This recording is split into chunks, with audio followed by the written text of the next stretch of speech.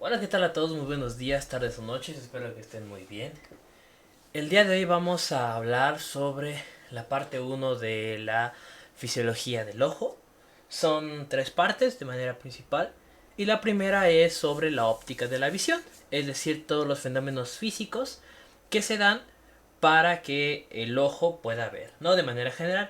La siguiente parte es la porción celular de la retina y la tercera parte son las vías nerviosas para que llegue hasta el cerebro.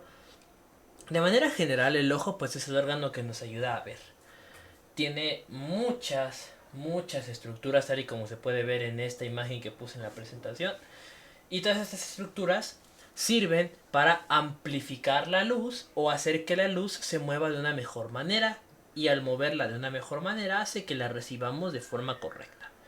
Desde aquí se sacan muchísimas enfermedades y es por ello que a continuación vamos a describir de manera general la física de la visión o la física óptica. Hay que entender algunos principios físicos, ¿no? Unos principios básicos. El primero es el de la refracción. La luz viaja a 300.000 kilómetros, ¿no? Es la velocidad de la luz. Y de manera principal ocurre un fenómeno que se llama el índice de refracción. Es decir, en el aire viaja a cierta velocidad, ¿no? Es decir, sin nada que evite que la luz viaje, pues está con todo. Pero cuando llega a un medio, por ejemplo, pongamos este vaso con agua, la luz viaja de una forma diferente. ¿Por qué? Porque ya hay un medio que la está deteniendo de alguna forma. ¿Ok? Ahora, se podría decir que esta refracción es como la resistencia que se genera de la luz sobre cuando pasa por algún medio. En este caso cambia de la luz que va por el aire a la que va por algún medio, como en este caso un vaso de agua. Ahora, ocurre algo muy interesante, que hay una refracción de rayos de luz entre dos medios. La luz llega de forma perpendicular, ¿no? Recordemos que una línea perpendicular es como una T, es decir, la formación entre dos puntos que chocan, ¿no? Y en este caso, en muchas ocasiones, esta llegada perpendicular forma un ángulo, que es lo que estamos viendo acá. Este ángulo que forma hace que haya un cambio en los rayos. ¿Por qué? Porque como les mencionaba, no existe una resistencia del medio para que la luz pase. Y en este caso, si hay una resistencia del medio para que la luz pase, altera su recorrido. En esta alteración del recorrido ocurre que por eso es que vemos de esta forma cuando por ejemplo metemos un popote, un lápiz, etcétera en un vaso de cristal con agua, cómo se cambia de dirección al entrar en contacto con esa superficie, ¿no? ¿Por qué cambia de dirección? Justamente por este fenómeno físico, en el que la luz, cuando pasa por un medio, se altera, ¿ok? De manera resumida, podríamos decir que al final de cuentas, la luz al estar en contacto con algún lente, en este caso un vaso de agua, se altera y dependiendo de la forma del lente va a ser esta alteración, ¿ok? Ahora, si vamos a la aplicación de esos principios de refracción a los lentes, lo que les mencionaba, ¿no? Según el tipo de lente es el tipo de cambio que va a tener la luz. Vamos a darnos cuenta que existen diferentes formas. Primero que nada, en una lente convexa, es decir, una lente que es como muy circular, ocurre que hay un fenómeno de convergencia. Es decir, supongamos que esta es una lente convexa y estos son los rayos de luz. En este caso viene el rayo de luz, todo el rayo de luz, y lo que hace una lente convexa es que la reduce en un solo punto. Es decir, en vez de sacar un rayo amplificado, hay un rayo reducido. Y este es un punto focal, es decir, punto de convergencia. Un ejemplo muy básico para entenderlo de mejor manera es cuando ponemos una lupa y ponemos una luz. Si ustedes ponen una luz y ponen una lupa, ocurre que hay un puntito nada más. ¿Por qué? Por la forma que tiene dicho elemento. Ahora, si tenemos un lente cóncavo, es decir, un lente más amplio, o en vez de que la curvatura esté hacia afuera, está hacia adentro, ocurre una divergencia, es decir, en vez de que los rayos se concentren en un solo punto focal, no, ocurre que estos se amplían dependiendo de la lente que estemos viendo. En una lente cilíndrica, por ejemplo, un tubo de ensayo con agua en su interior y le pasamos un rayo de luz, ocurre distintas situaciones, ¿no? De manera principal, una lente cilíndrica, como les digo, lo que es un tubo de ensayo, genera una línea focal. Es decir, en vez de que sea un solo punto como ocurre en una lupa, ocurre que es toda una línea. Es como cuando tiene una botella de agua y en esa botella de agua pasa un rayo de luz y se ve como hay unas rayitas, ¿no? En lo que es la sombra, por así decirlo, que en realidad es la proyección del rayo de luz, pero no se ven puntos, sino que se ven rayitas de luz, y eso es lo que ocurre básicamente en una lente cilíndrica. Una lente esférica, como lo es una lupa, tiene el punto focal, que es decir, poner el puntito nada más en la superficie, ¿no? Como les digo, si ustedes ponen una lupa sobre los rayos del sol, el punto que queda marcado, ese es el punto focal. Y en una botella de agua o un tubo de ensayo, si quieren hacer el experimento, ocurre una línea focal. ¿Por qué? Por la forma que tienen estos elementos. Y esta es la refracción, ¿no? Es decir, la desviación de los rayos de luz por la resistencia que está generando un medio. ¿Por qué? Porque al final de cuentas ya no es aire, o sea, ya no pasa de manera normal por el aire, por así decirlo. Ustedes ponen un láser y ¿qué hace el láser cuando no está entre ningún objeto de cristal o similares que pueda hacer que se desvíe? Pues simple y sencillamente pasa de forma directa y llega del punto A al punto B. Sin embargo, cuando ponemos algo en medio, como lo es un vaso con agua, un tubo de ensayo, un espejo, lo que sea que de cierta manera altere el efecto de la luz, va a provocar que justamente hay una desviación. Y en este caso, según la forma del lente que utilicemos, es lo que ocurre, ¿ok? Dos lentes cilíndricas, es decir, dos tubos de ensayo, si queremos verlo en un sentido muy físico, pues a 90 grados, formando un punto focal. ¿Por qué? Porque se elimina justamente esta porción de ser solamente una línea vertical, sino que además se añade una línea horizontal en donde el choque de la luz hace que se convierta en una sola estructura esférica, ¿ok? Porque pues son circulares, al final de cuentas chocan y los rayos de luz se comparten y dejan un punto focal en vez de dejar una línea focal. Es un tema complicado, pero si se empieza a analizar desde el punto de vista físico e imaginarlo como la lupa o como el tubo de ensayo, se puede entender de una mejor manera. De todas maneras, cualquier duda quedo a su disposición en los comentarios. Bueno, dicho esto, vamos a ver qué otros principios físicos aquí era de la óptica, no de la retina, ¿ok? Aquí todavía no estamos viendo retina, es principios físicos de la óptica. Bueno, primero que nada hay que saber que existe una distancia focal de una lente. Básicamente la distancia focal es el punto en donde las luces convergen cuando pasan por una lente. Por ejemplo, si yo tengo un vaso con agua y le pongo una lámpara y pongo un papel al otro lado, va a haber un momento en el que ese papel me va a reflejar un punto o la luz que estoy mostrando, pero de distinta manera. Dependiendo de en qué momento me demuestre esa luz por la que estoy pasando, es lo que conoceremos como la distancia focal. Es decir, el punto en el que la luz, en el que la convergencia de la luz se me muestra cuando ya pasó por un objeto, por una lente, en este caso un vaso de agua. Y se puede medir en dioptrías, ¿ok? También la imagen de las lentes convexas, como puede ser el ojo y una combinación de otro tipo de estructuras como las cámaras, hacen que sea un punto focal alineado con la fuente de luz.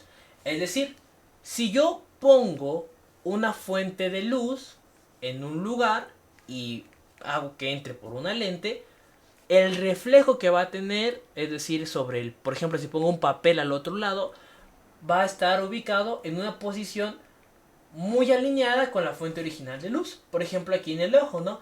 Si aquí está entrando tu fuente de luz, bueno, esta imagen está más clara. Si aquí está entrando tu fuente de luz, tu salida va a estar en la misma posición o en la misma alineación.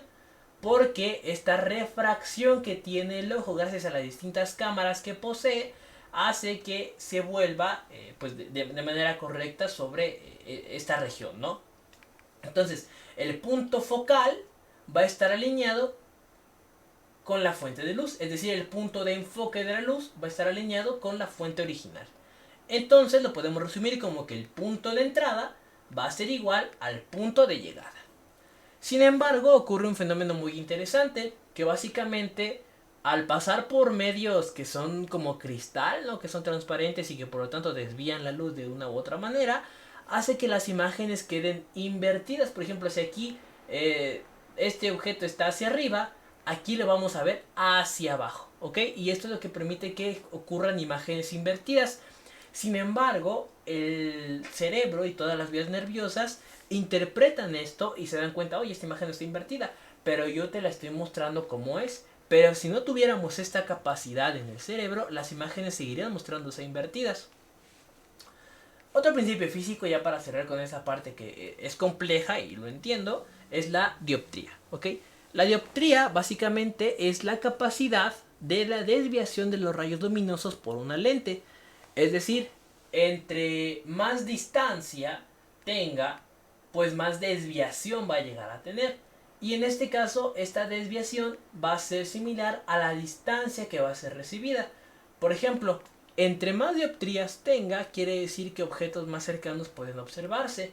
Y de manera diferente, quiere decir que también podemos ver objetos lejanos, ¿no? En el caso del ojo, tiene capacidad de 59 dioptrías, es decir, que puede ver objetos muy cercanos y muy lejanos, gracias al acomodo de los distintos lentes que presenta, el cristalino, las cámaras anteriores, iris, etcétera, que lo vamos a ver un poquito más adelante. Bueno, ahora ya pasando a algo más conocido y algo que nos concierne de manera más directa es el ojo. Sin embargo, estos principios físicos eran importantes de explicarlos para poder entender cómo es que el ojo trabaja. El ojo es muy parecido a una cámara. Y la cámara, de manera general, sin meterme en tantos conceptos de fotografía, porque no domino el tema de fotografía, pero pues bueno, este es distinto, es la lente, que es el lugar en donde se capta la imagen, una apertura, es decir, el tamaño por el cual va a pasar la imagen, y una película, que básicamente la película es en donde se recibe lo que es la imagen y se imprime, ¿no? Por ejemplo, una Polaroid, si nos vamos a este extremo, tiene una película que se imprime casi al mismo tiempo, ¿no? Esta hoja y por lo tanto ya se ve la imagen.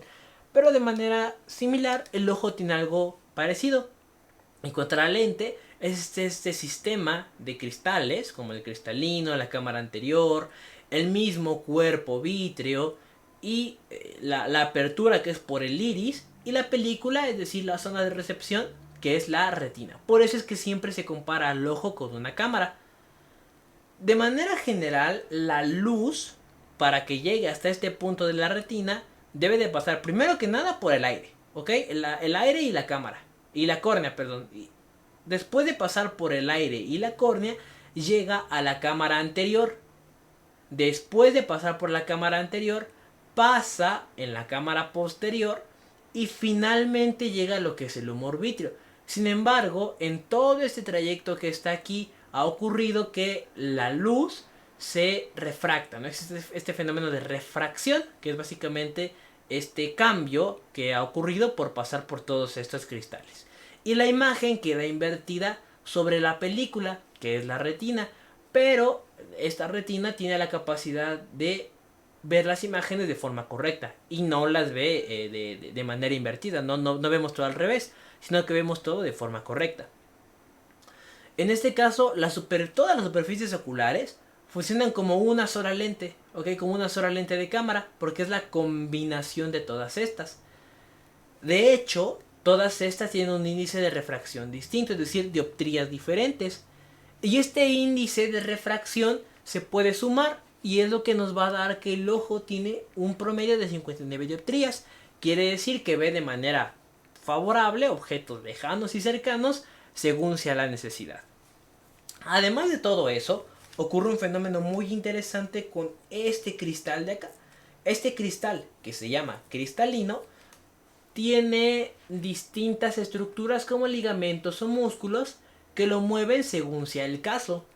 En este sentido, este fenómeno se llama la acomodación y permite poder observar objetos lejanos y cercanos de una mejor manera. Ahorita les explico de mejor forma qué es esto de la acomodación.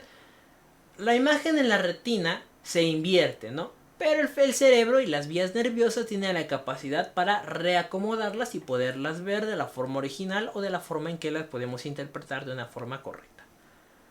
Ahora, el mecanismo de acomodación del cristalino es básicamente su capacidad de movimiento. Se da de manera principal por alrededor de 70 ligamentos suspensorios, es decir, el cristalino está jalado por ligamentos que podemos verlo como cuerditas y que estas cuerditas van a tirar del mismo o lo van a hacer relajar, es decir, una relajación o una contracción. ¿Para qué? Para enfocar objetos más lejanos o más cercanos según sea la necesidad. En este caso también hay apoyo de lo que es los movimientos de los músculos ciliares. Y estos van a funcionar como un esfínter. ¿Por qué? Porque el esfínter pues se relaja o se contrae según sea la necesidad para poder observar esta situación. En este caso, el cristalino o esta capacidad de acomodación tiene un control principalmente parasimpático. Los nervios parasimpáticos aumentan el poder dióptrico, es decir, aumentan la capacidad para ver objetos cercanos y se relajan cuando se quieren ver objetos más lejanos, ¿no? También existen fibras simpáticas, pero estas tienen efectos no menores, pero más leves, ¿ok? Tienen efectos más leves sobre el control del cristalino. Principalmente está regulado por los nervios parasimpáticos. Una complicación por la edad es la presbicia, es decir, la pérdida de la función del cristalino o de la acomodación del cristalino por el paso de la edad. En este caso es una reducción de la dioptría y por lo tanto ya no se ven de manera correcta los objetos lejanos ni los objetos cercanos y por lo tanto se necesitan usar gafas, ¿no? Gafas que ayuden tanto a ver de lejos como a ver de cerca. Ahora, pasando a otro punto de lo que es la óptica del ojo, vamos a hablar sobre el diámetro pupilar o el diámetro de la pupila, ¿ok? La pupila pues es este punto central del ojo que puede abrirse o puede cerrarse según la cantidad de luz. De hecho, un examen exploratorio muy importante en lo que es la capacidad neurológica de un individuo es justamente ver si la pupila se está dilatando o contrayendo según la cantidad de luz que le aventemos. En este caso, el diámetro pupilar, es decir, la cantidad de que se puede abrir el ojo para dejar pasar la luz, es lo que vamos a conocer como una abertura de la cámara. El iris, que es básicamente este punto central, modula la cantidad de luz recibida. Y esto va a determinar la profundidad del foco, es decir, cuánto enfoque básicamente le estamos dando a un objeto. Entre más abertura pupilar haya, mayor va a ser la cantidad de luz que va a pasar. Pero ocurre un fenómeno muy interesante, que entre más luz pase, más desenfocada se ve la imagen, porque como que más elementos se alcanzan a ver.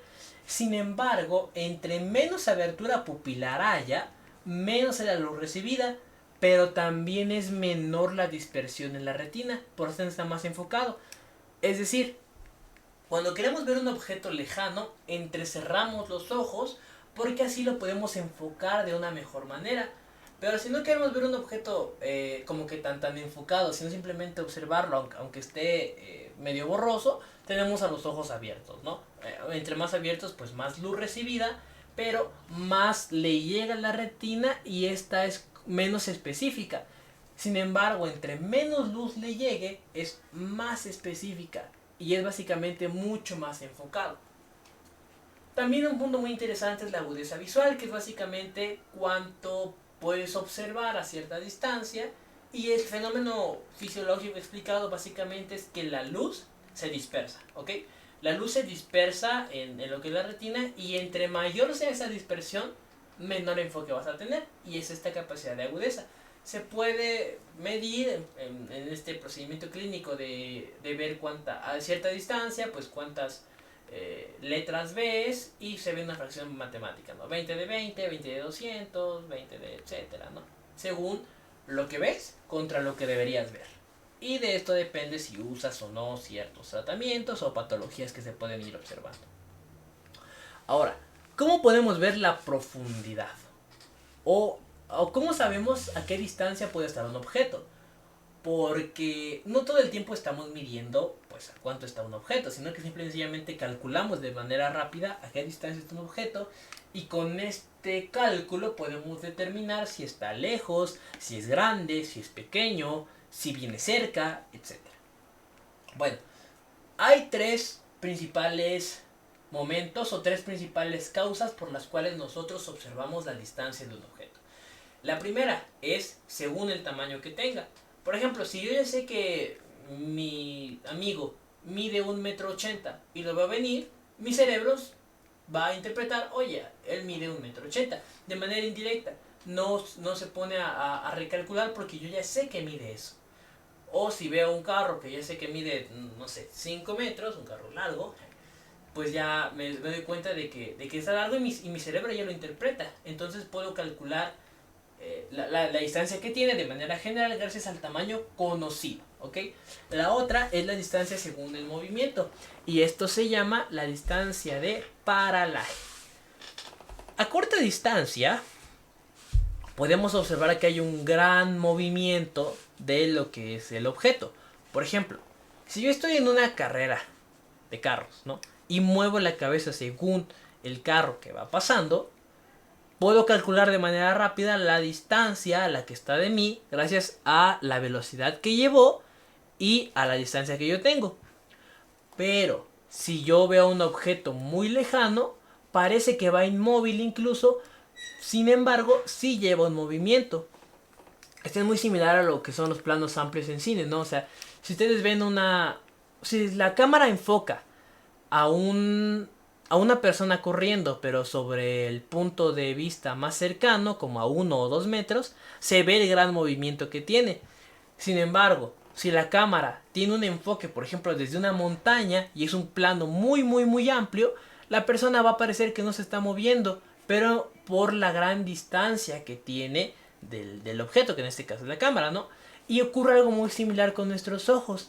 Si estamos muy cercanos y con la cabeza nos estamos apoyando para el movimiento, va a parecer que, o sea, se está moviendo muy rápido, y por lo tanto podemos calcular esta distancia que tiene, ¿no?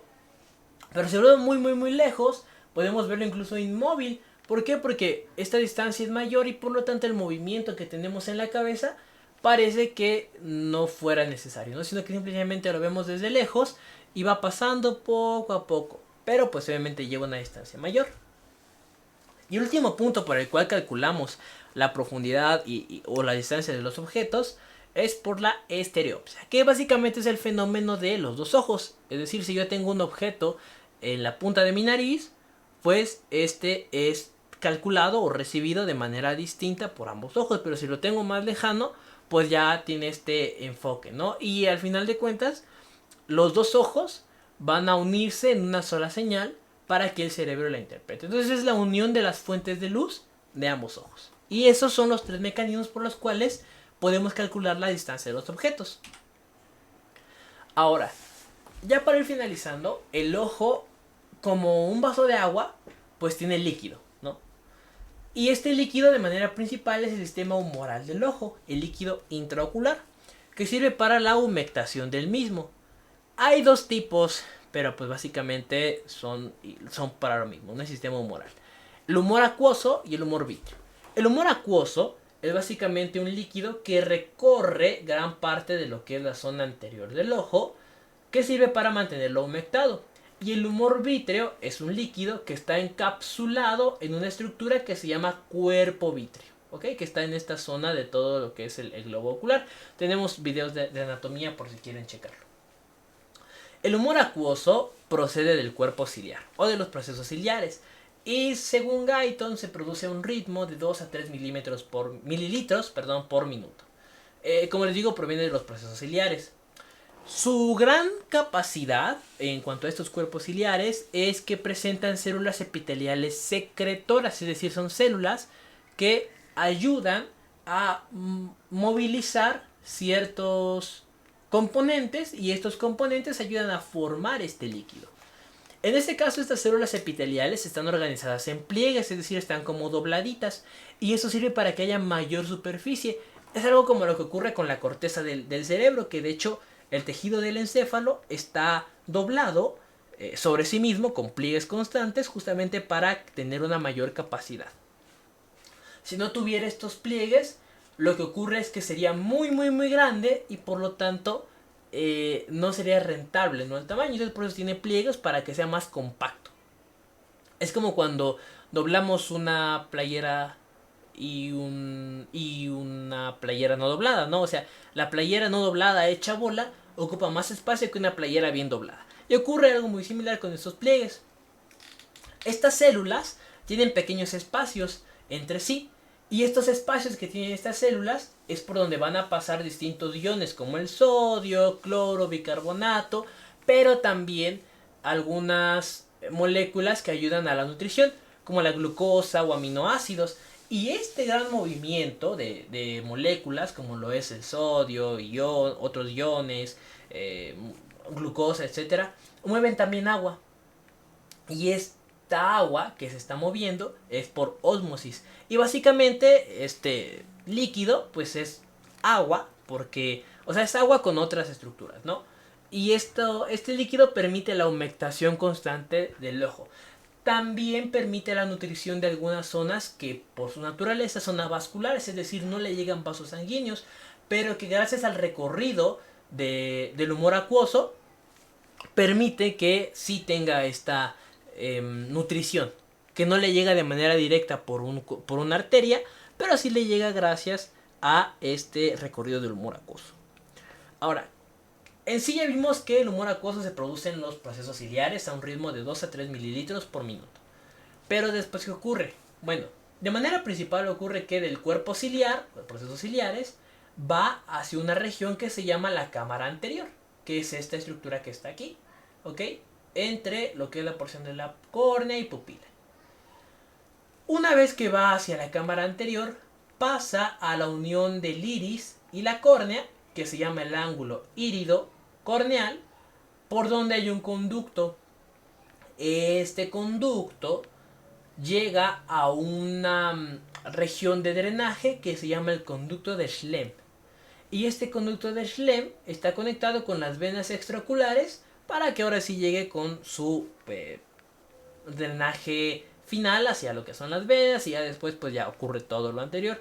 Pero en el recorrido, en este recorrido de pasar del cuerpo ciliar, cámara anterior, ángulo, Schlemm y venas, pasa nutriendo distintas estructuras, que les repito, por su naturaleza son avasculares, pero que gracias a este humor acuoso tienen su nutrición. Cualquier líquido forma una presión. En este caso, el líquido del ojo del sistema humoral no se queda atrás y la presión media es de alrededor de 15 milímetros de mercurio, o sea, para que todo esté correcto. Y básicamente esta presión se mantiene por la producción y el drenaje. No puede haber mucha producción y poco drenaje y viceversa, o sea, muy poca producción y mucho drenaje porque, bueno, esta presión baja o sube de manera excesiva y ya puede condicionar un fenómeno de enfermedad. Ahora, ocurre algo bien interesante, que además de estas estructuras de lo que es los conductos, los mismos espacios o hay espacios trabeculares entre estas células, entre este endotelio, ¿no? Si lo queremos ver desde ese punto. Y son poros por los que pueden llegar a escaparse también líquido para ayudar a bajar la presión si este se acumula en exceso. Pero también ocurre que si los poros por alguna razón están disminuidos, llaman a células fagocíticas, que estas van a ayudar a comerse proteínas, estructuras, ayudar a capturar líquido, etcétera, para que esta presión no se vea en exceso y por lo tanto no provoque fenómenos de alteración. Todos estos fenómenos que les menciono, como los poros, el mismo drenaje del conducto de Schlemm o las células fagocíticas, tienen la función de evitar la acumulación de líquido. ¿Por qué? Porque ocurre un fenómeno patológico que se llama glaucoma, que básicamente quiere decir una presión elevada por estos líquidos en el ojo, entre 60 o 70 milímetros de mercurio, que generan básicamente el taponamiento de los conductos. Al tapar los conductos, la presión se vuelve a elevar y por lo tanto puede afectar de forma grave todas las estructuras, generando la pérdida de la visión. Hay muchas causas, desde fenómenos metabólicos, infecciosos, traumáticos, etcétera, que llegan a formar este tipo de taponamientos. Sin embargo, lo importante es saber que de manera fisiológica ocurren distintos medios por los cuales se va a evitar este fenómeno. Y bueno, muchísimas gracias por haber visto este video. Es el primer tema de la fisiología del ojo. Espero les haya gustado. Si es así, no olviden suscribirse, dar a like, comentarlo y compartirlo. Nos vemos en la próxima. Chau, chau.